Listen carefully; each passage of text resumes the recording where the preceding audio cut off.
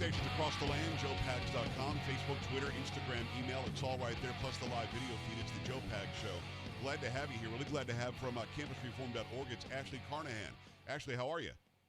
I'm doing great, Joe. Thank you for having me. I'm excited to be here. Yeah, I'm excited to have you on. It's always great to have the great young journalists from campusreform.org come on. Campusreform.org, I go to that website every day to find out the incredible work that people like you are doing, and I urge everybody watching and listening to go and do the same thing. Now, you're at UC Berkeley. That's got to be an interesting place to be in the social, political climate that we have right now, and as somebody who is fair-minded and maybe even conservative. Well, what's it like being on that campus? 100%. I mean, UC Berkeley prides itself as the home of free speech, but it's honestly anything but the home of free speech in today's age of social media and the world of politics right now. And I mean, I was first, I think, accustomed to the liberal part of UC Berkeley freshman year when the professor was discussing the 2016 presidential election, and she said that students had sent her an email asking her the day after Donald Trump won if they could make class optional because they were just so distraught that he won the election and Hillary Clinton lost. So Come on. Yeah, exactly. Very interesting times indeed. I was 10 years old when Jimmy Carter won. And I've always been a conservative guy, even when I was 10 years old. And I was very unhappy. I never even crossed my brain that I should have a day off of school or a day of rest or a day of breathing because Jimmy Carter won. I mean, it's just legitimately stupid. But let me ask you something. Students who expect that, who think they have some entitlement to have that day off, is that a learned function because of these professors, because of the indoctrinating high schools that we have? Why do people think they get a day off because of their election results? That's a very interesting question, but I do think that today's, educational systems definitely have a role in that. I mean, at UC Berkeley, protests are very prominent, and I think students have gotten accustomed to basically if they can protest anything, they feel like they can get it, especially since the protests now are getting more and more violent. The professors and the campus police are actually, I'm sure, scared when the students start protesting and they start causing violence, so they're more prone to give in to their demands. UC Berkeley, I'm guessing, isn't cheap. Why would you pay that much money to go to school there just to go protest and burn down the Starbucks? I've never understood that. Why don't you go to school, learn something, and then maybe be a productive human being? Is it your opinion that some people go to school simply because, hey, it's the day of protesting? That's a very interesting point. I feel like there are definitely some people who just love to be in that environment, of protesting, and especially since UC Berkeley is allegedly, the home of free speech. So Right. I think it's just a history. The people just love to be there. You have people, on the Sprawl Plaza, the main part of campus, every day just out there standing and, telling their viewpoints or whatever. So I definitely think the school's location and history has a role in that. It's Ashley Carnahan from campusreform.org, at Ashley with an E, Ashley E. Carnahan on Twitter. Go and follow her there as well.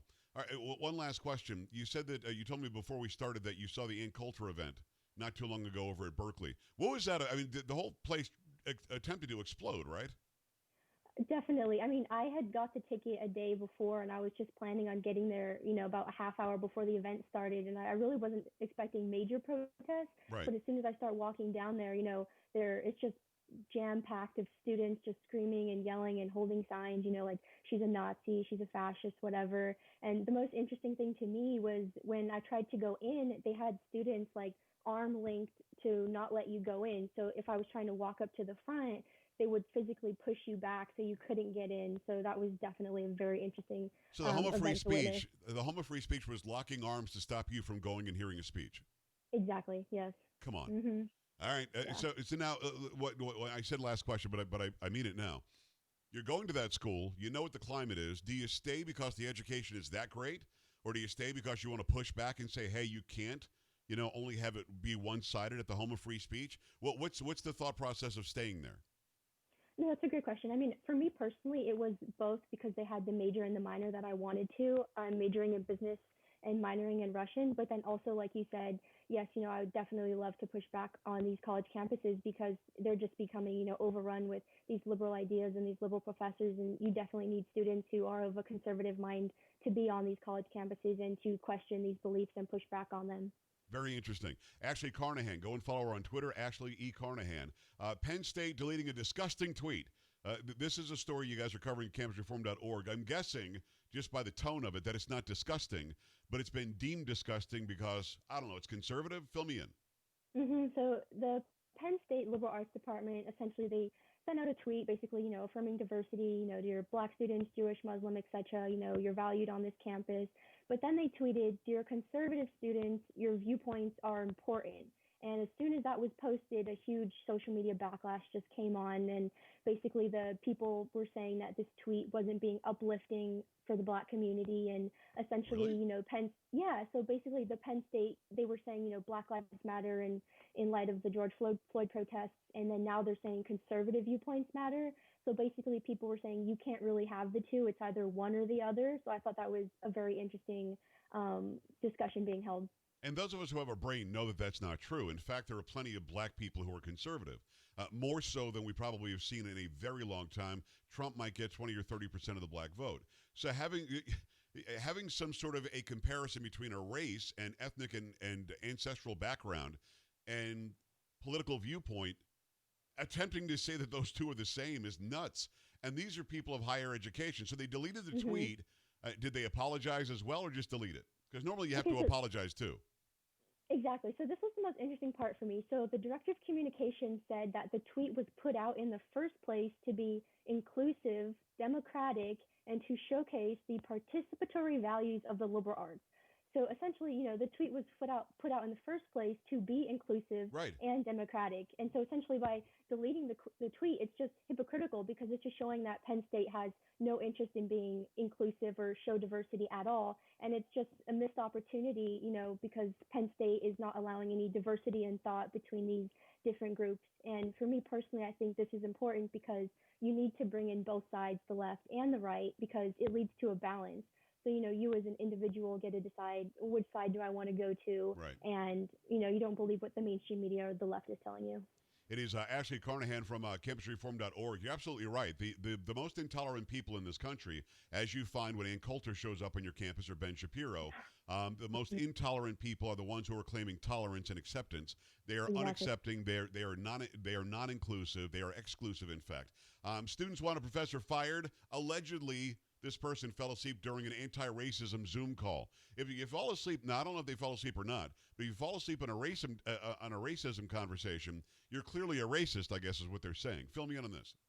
Exactly, 100%. I mean, these students, this story just was just so interesting and hilarious to me. So basically, this professor at Marymount Manhattan College, which is in New York City, she fell asleep, like you said, on the anti-racism call on Zoom, and the students created a petition for her to be fired, and it's reached nearly 2,000 signatures so far.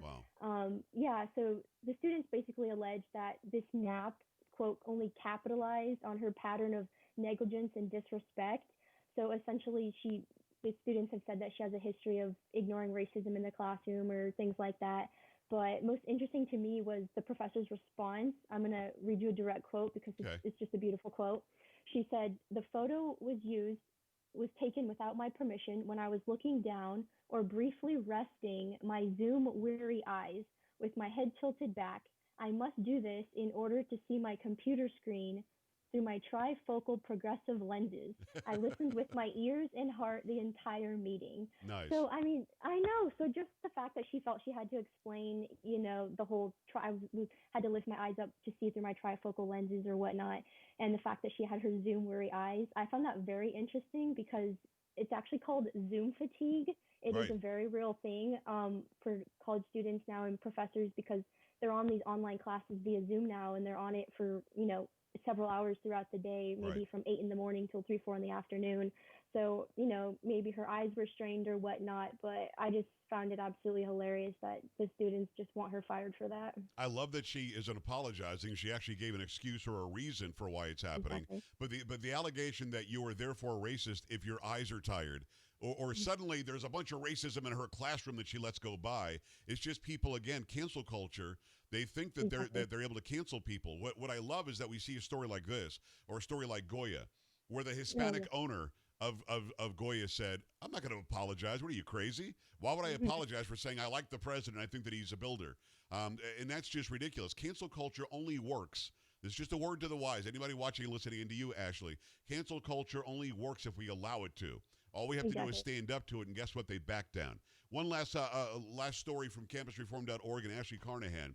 Professor says those who support cops clearly are racist. Fill me in on this.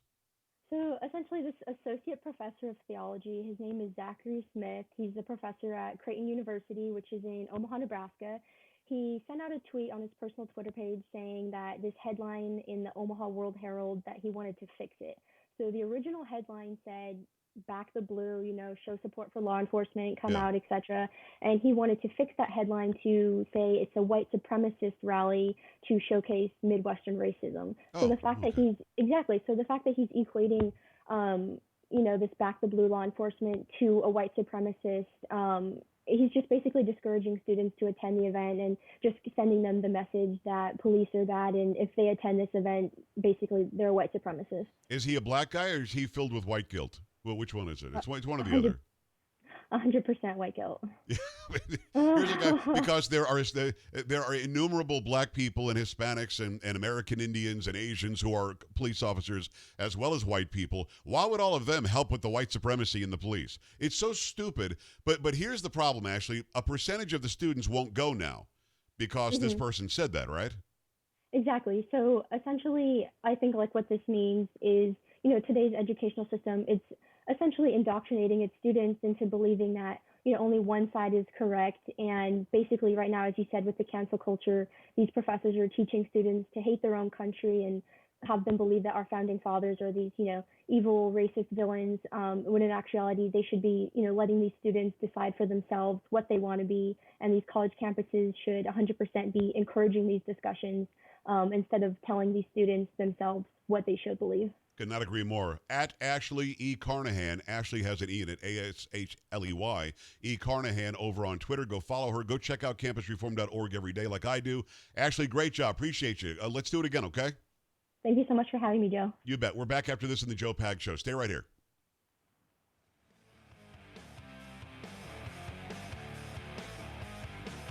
Joe Pags.